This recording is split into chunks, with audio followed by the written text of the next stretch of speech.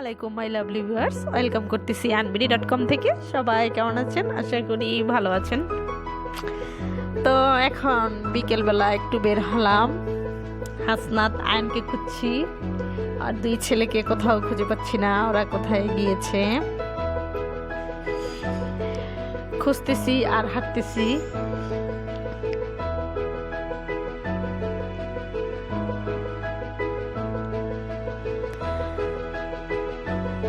আর দেখছি আসলে গাছগুলো কত সুন্দর,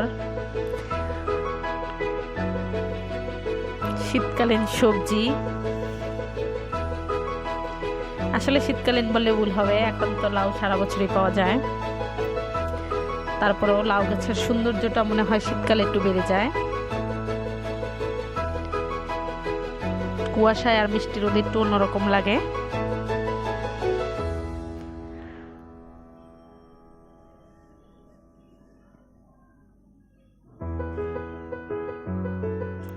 ওনাদেরকে অবশেষে পাওয়া গেল। আমি দেখলাম যে ওনারা নদী থেকে উঠে আসতেছে। এই যে মোল্লাবাড়ির সব সৈনিকগুলা, ওই সৈনিকদের সাথে ওনারাও গিয়েছে মাছ ধরার জন্য।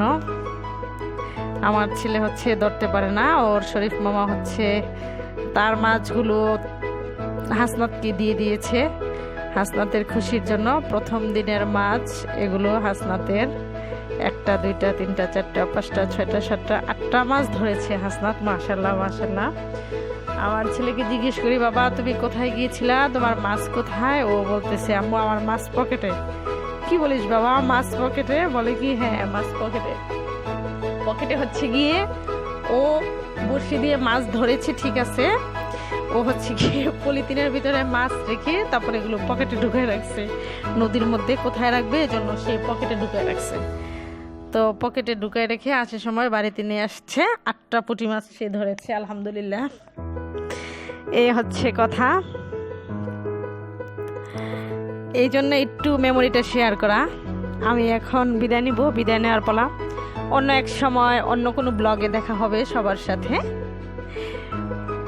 আল্লাহ হাফিজ।